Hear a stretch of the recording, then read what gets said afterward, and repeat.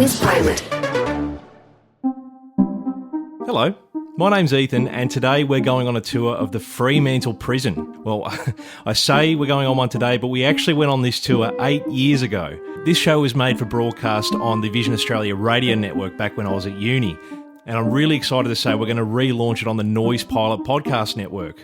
So a bit of a heads up, there's a reason why my voice now is going to sound very different to what it does in the actual show, because I'd recorded this such a long time ago. But I did the best job I possibly could in describing the rooms I was walking through, what we found on the tour, and all that kind of stuff. And we also have a fantastic tour guide to take us through the history of the prison as well. I remember the day well. It was a very sunny and cold Fremantle morning. So let's just get started with the bell that announced that we were about to begin.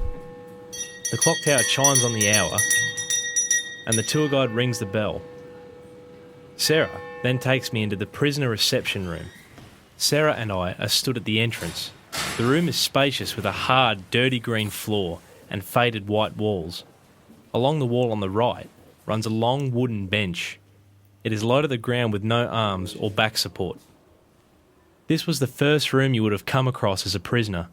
Sarah explains the prison guard's procedure in handling new inmates at the reception. They'd march you in here. They would sit you on the bench. The van that you'd have come out would have been backed against that door, and they sit you on the bench. Then they take that calico bag and they put it behind you. They tell you to take your shoes off and take all your clothes off. You'd be told to take the line.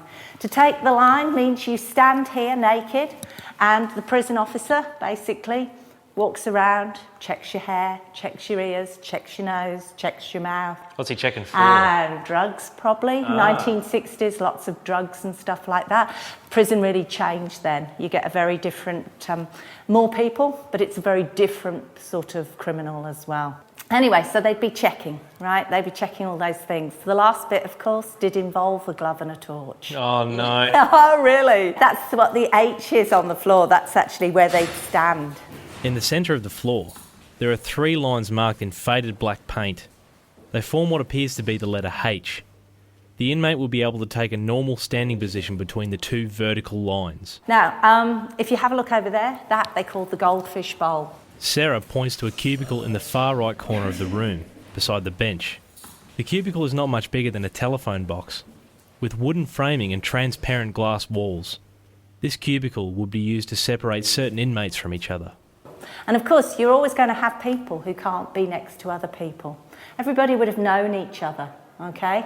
And you would have people who would just put in there because they can't sit next to somebody else. A sex offender, a policeman who's broken the law, maybe a prison officer, that's where they'd be. If you're smart in prison, you're going to pretty much stick to the rules, because if you do, life will be much better. You might start by being, I'm not going to do this, I'm going to resist, but it's tough. It means you don't get to go to the movies, it means you don't get to go to the library, it means you don't get offered a job. Sarah walks back to the entrance and goes to shut the large metal door. Just have a listen to the noise, this would be final. Oh, that's eerie. I reckon.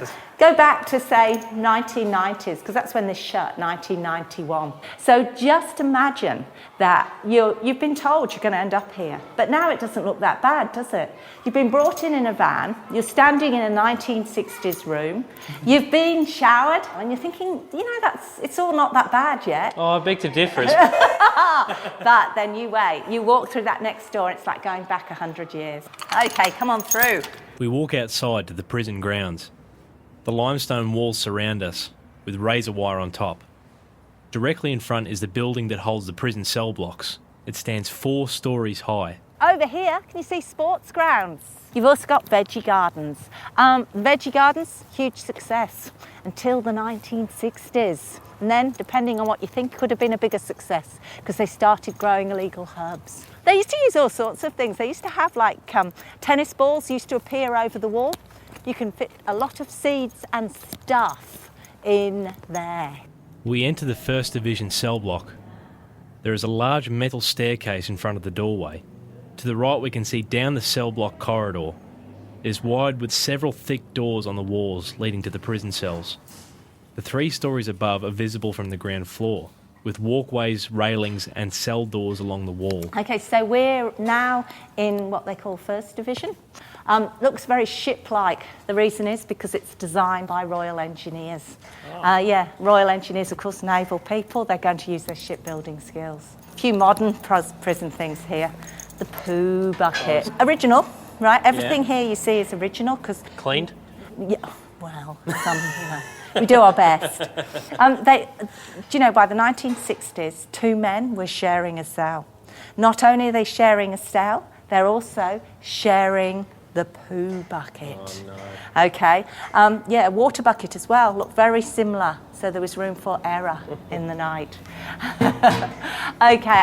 The original convict cell was 2.1 by 1.2. It was absolutely tiny. On the right wall of the cell, there is a small table with a stool beneath. In the right corner is a small metal sink. On the left wall is a hammock with a thin brown blanket sat on top.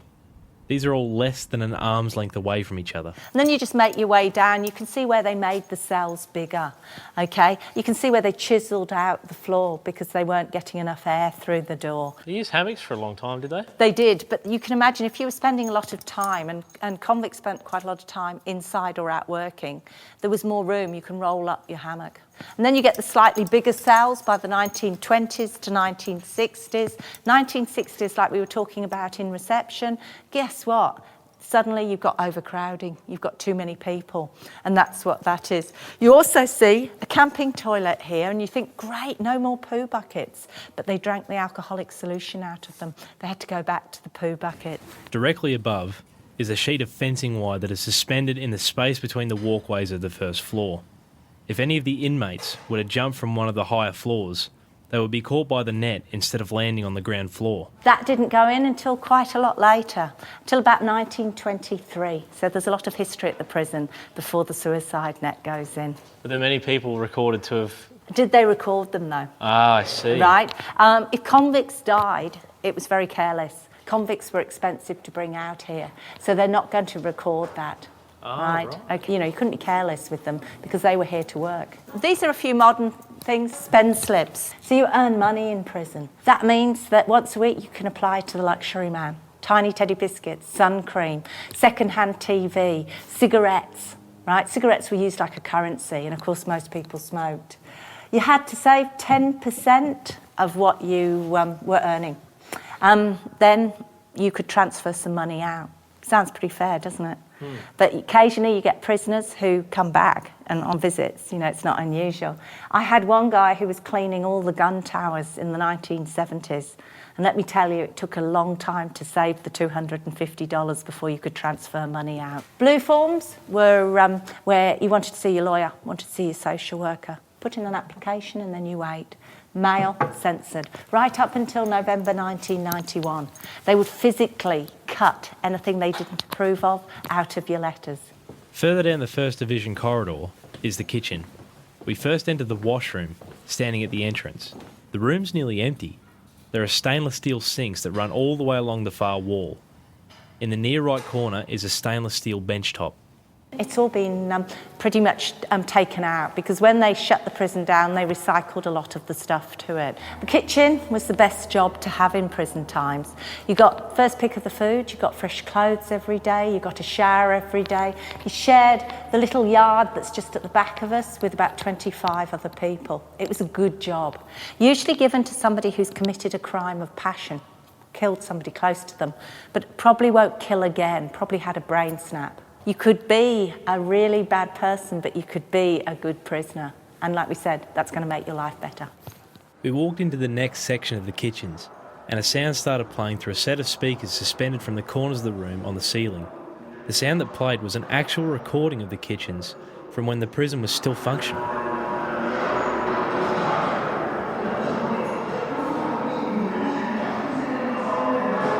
Sarah shows me to the prison yard. The cell block building is directly in front, and the yard is surrounded by high walls with razor wire. In the middle of the yard stood a large shelter. Beneath the shelter was a rusted metal table with long wooden benches either side of it. They spent 8 hours a day out here in any weathers. The shelter in here didn't go in until the 1960s. Before that, they'd have just relied on the wall for a bit of shade. If they had a job Monday to Friday, they'd be mustered up to go out to the job. But if they didn't have a job, 8 hours a day in here in all weathers. The prisoners controlled the yards, not the prison officers. Prison officers stood behind the grill. The crowd control gate didn't go in until 1988. They stood behind the grill and they watched what was happening out here. What could they do? What could they do? And would they put themselves at risk? No, of course they wouldn't put themselves at risk. And the other thing, the prisoners would often form a screen. There's mischief going on behind here, right behind the urinal. Yeah. Nobody can see. If you can't see, you can't discipline. As you walk around, there's loads of things you can see they did to try and stop people getting out. Loads of razor wire. A lot of it was actually recycled out of here, right, to the new prisons. You'll also see glass on top of the walls, which was used to stop them. Early on, they even used rocks, limestone rocks, right, and you'd even see those, right, to stop them climbing over. I don't know whether you noticed, but the original wall was quite a lot lower than the current wall. Okay. Because they used to say early on that the prison yard extended outside the prison, because where do you go if you do get out? And when you get into escapes, the biggest thing you need to think about with escapes is that people need to understand the ocean if they're going to get a trip on a boat, right, if they're going to get a job to get back to England. You've got to understand all those things. You've got to understand the bush to get through the bush. And you know, all the successful escapes happened when they had backup. Sarah shows me to the solitary yard. It's much smaller than the normal yard, and there are markings of white paint on the bitumen. To the left of the entrance is a white bricked building, only 1 story high. There are several small barred windows near the top of the wall. Beneath the windows, at about head height, there is a single line of old tiles on the wall, numbered from 1 to 22. The walls surrounding the yard have shards of broken glass stuck to the top. You spent 23 hours a day in this building. You spent 1 hour out here. In that 1 hour, cleaned your teeth, have a shave, and you run backwards and forwards between the numbers. Okay, that's how they exercised you. And then back in there for another 23 hours. We're standing in what was a court. The prisoners asked if they could have it in the last part of the prison time, and they let them have it. They gave them paint, they marked it up, and never got used, so it didn't really matter, because balls are often used for contraband. So when they asked for rackets and balls, they were told not a chance. But it's that contraband thing, like the drugs and the tennis ball. Yeah. Your messages between yards, all those sort of things. I'm noticing there's a bunch of numbers here up on the wall, and there's 2 that are missing. They are. Which are missing? I can see 6 and 16. 6 because it looks like the hangman's noose. 16 because it looks like the executioner by the hangman's noose. So it's a luck thing. I don't know how lucky you are at that point, but yes. Okay. They have funny things in the gallows. They have 13 steps down to where the body went. So there is things like that. Behind the solitary building, we walk towards the flogging post. 3 thick wooden beams all lean together to create a triangular shape. There are holes drilled into 2 of the beams, where the inmates' arms would have been fastened with rope. Okay, now this is a replica. They call it the 3 Sisters is another word. So they get tied on. They actually make people come and watch, right? Because in convict times especially, if you were misbehaving, they want to frighten you. Okay, so they tie you on here. You've got an audience watching. Everybody's standing well back because they don't want to, they don't want to get covered in blood because it was that brutal. They used the cat of 9 tails. I've only got a really bad imitation of one from the gift shop. Sarah pulls out a small replica of the cat of 9 tails. It's small and made of black synthetic leather with 9 strands protruding from the handle. A real cat of 9 tails was a whip used in the colonial times for corporal punishment. It would have been nearly a metre long, with 9 whips of plaited rope extending from the handle, hence the 9 tails. It would have been huge and it would have been made of rope. It would have had knots in the bottom, not glass or wire or anything like that. You see all different things you hear in the cat of 9 tails, but the ones here would have had knots in, but they were huge and long. Every single lash, 9 lashes. When they couldn't take any more, the doctor would say, take them down. okay? And they take them down and they take them to the hospital, heal them up, but they may not have finished their sentence. And if they hadn't finished their sentence, they would be brought back, okay, until they had finished their sentence. Sidney Sutton was the last man to get flogged in the 1940s. He got 17 of his 25 lashes. And then actually couldn't take any more, but it went to the Parliament in WA, and they said no, no more should be issued. We walk through the yard and enter the solitary confinement building. Inside, the corridor is narrow, with 6 cells on the left and right walls. The cell doors are made of a thick jarrah wood with blunt metal spikes protruding from either side. Each cell has 2 doors about 1 metre apart. The outer door has a heavy bolt, and the inner door has a small hatch at head height. The walls surrounding are made of thick concrete. Have a look through there and you will see a stool and a bucket. That's the place you spent the last couple of hours of your life before you went to the gallows. Jarrah doors, 2 so that one officer can control things.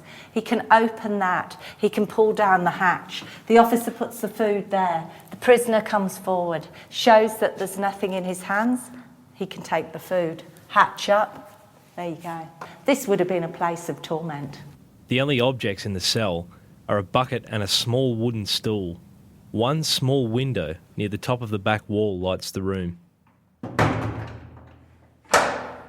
These are the dark cells. I mean, you can see how dark it is in there, and the door's shut. But of course, dark would have calmed you down if you were hard to handle. Convict times, 12 cells, and they could lock you in a dark cell, right?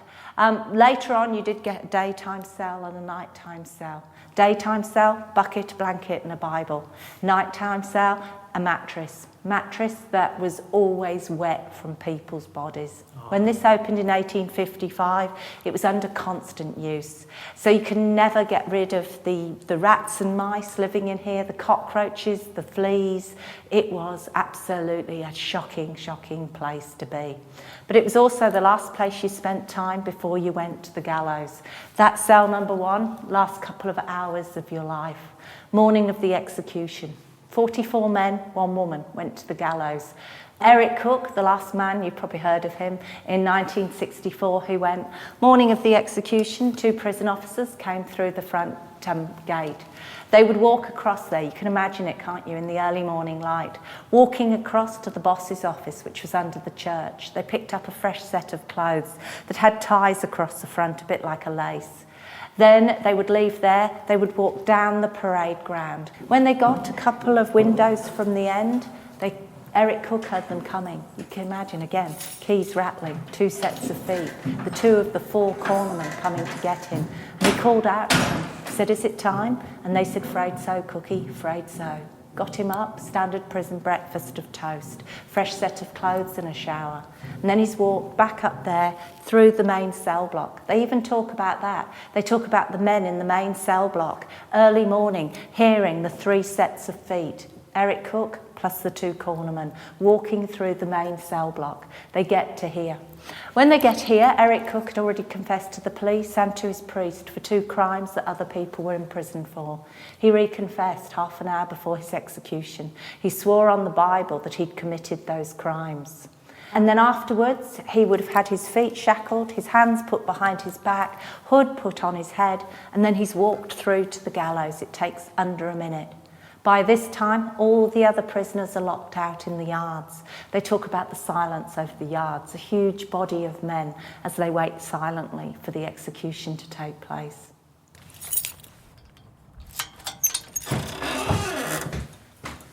Through the door and up a small step, we enter the gallows, a dark room with timber floors. A metal railing in the middle of the room separates us from a large iron lever operating a trapdoor in the floor on the other side of the railing, which shows a room with stone walls beneath.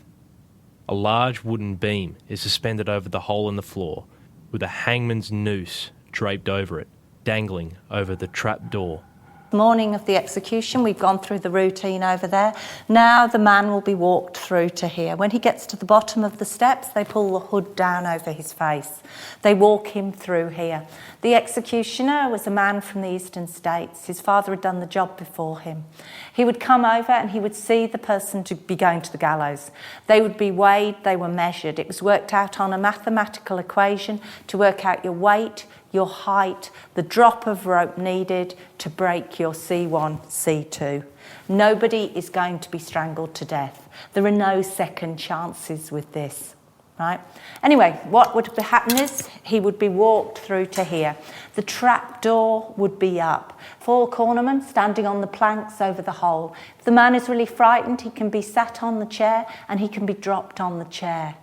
The executioner drops the rope over his head. In the same movement, he slams that across. The lever crashes down. The trap door crashes after it. When Eric Cook went to the gallows, there were pigeons up on the roof. The pigeons took off, and everybody knew, out in the yards, waiting silently, that the execution had taken place. After 15 minutes, the doctor will come along, and the doctor will pronounce the person dead. If the family wants the body goes to the family. If not, they go to a pauper's grave, an unmarked grave. Both Eric Cook and Martha Rendell remain in an unmarked grave today. Of the 44 people that were hanged at Fremantle Prison, Martha Rendell was the only woman to be hanged in 1909. Eric Edgar Cook was the last person to receive capital punishment at the prison in 1964. Sarah took me back to the main cell blocks, where she'd show me the cell of the notorious bushranger, Moondyne Joe. We climbed 13 steps to the second floor of the cell block, where Sarah notices something on the wall. Did you see the picture of the riot? You know there was a riot in 1988 and they burnt the top off the prison? On the far wall was a black and white picture that took up almost half the wall. What happened was, it was 1988, heat wave in Western Australia. They say that when it's 40 degrees out in the yard, it's 50 degrees in the cells. Every single afternoon, about 3 o'clock, some of the prisoners would come in here. They'd put urns of boiling water up on each of these landings. This day, 2 prison officers down below. They pushed the urns of boiling water over the prison officers. They screamed, cried out. The shout goes up. The riot's on. The rioters come running in. They're running up and down these landings. They're pulling out furniture, smashing it up. They've got newspaper, they've got petrol out of lawnmowers. They set fire to the whole place. The whole place is burning. They're called the fire brigade. They discover the fire engine won't fit through the gate that was built in the 1800s. So the riot continues out into the yards. Out in the yards, you've got tactical response along that east bank. They're looking down. They've got guns trained on people, news helicopters hovering over the top. This place is burning in the background. It lasted for about 18 hours. 17 people were injured. Remarkably, nobody was killed. It was a miracle. They traded out. That's how they trade out of these things to calm them. What do they trade with? Rubbish bin of baked beans. Cigarettes for another of the officer. They'd left the one officer in here for dead, but he did survive. Anyway, 12 men called the Dirty Dozen ended up in solitary confinement. Loads of people ended up in court. One of those people who ended up in court was a guy called Brendan Abbott, postcard bandit, just come back to Western Australia to be a guest of the prison here. Not this prison, but the modern prison. Brendan Abbott was a bank robber, and he was in court and he memorised the aerial shots they showed in court. And 12 months later, with 2 friends, he managed to escape. Yes, yeah, very smart, very smart. At the end of the riot, the priest stood outside the front gate and he said, "This is the riot that's always going to happen. This place is not fit for animals." And they announced the closure, but they had to keep it running, luckily, because for the next 3 years they built the new prisons. When they closed it down, there was going to be public outcry because they'd fixed the roof, it should stay. And I mean, it's remarkable, isn't it? But this amazing convict-built building wouldn't be here. And how lucky are we that people wanted it kept. Now, of course, it's got the World Heritage listing, so it does mean that we're going to have it forever. Okay, so this is Moondyne Joe's escape-proof cell. This cell was smaller than the cells in solitary confinement. The walls are made of thick wood, with nails drilled into them, protruding out making the cell rough to touch. A small barred window at the back of the cell provides a small amount of light. So Joseph Bolitho Johns, Moondime Joe as he was known, he was 18 years old when he came out here. If he hadn't, all he'd done was stolen a bit of food, been out late at night. The police stopped him and his friends, and lo and behold, they found some food on him, right?